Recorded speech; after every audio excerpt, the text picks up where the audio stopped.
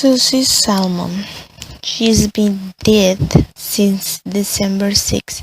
She was 14 years old when she was murdered by her neighbor, Mr. Harvey.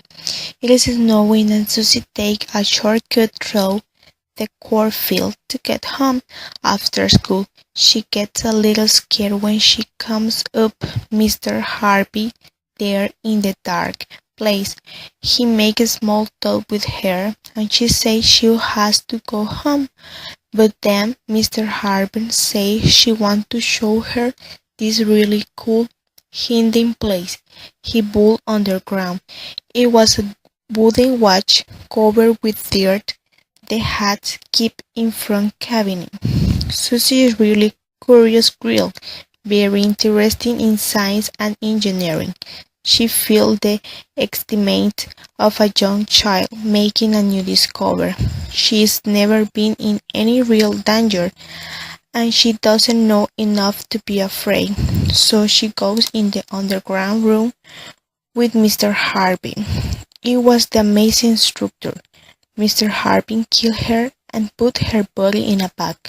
Susie in heaven now, and she can watch everything in the real world because she stays in the middle of the earth and the heaven.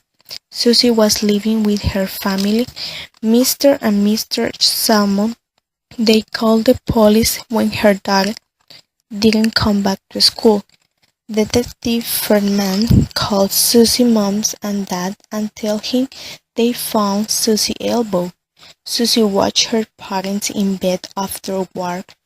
Unable to talk, it began to storm.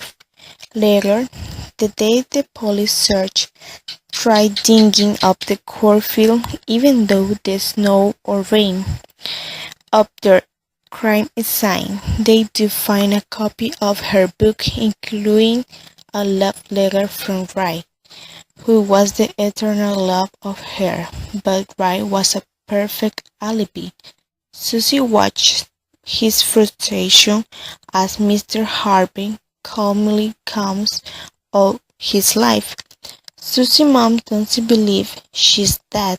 Susie tried to do just that for her murder from the other world and have a very close connection with his dad, Mr. Salmon, who never gives up because he knows that his neighbor murdered his little Susie.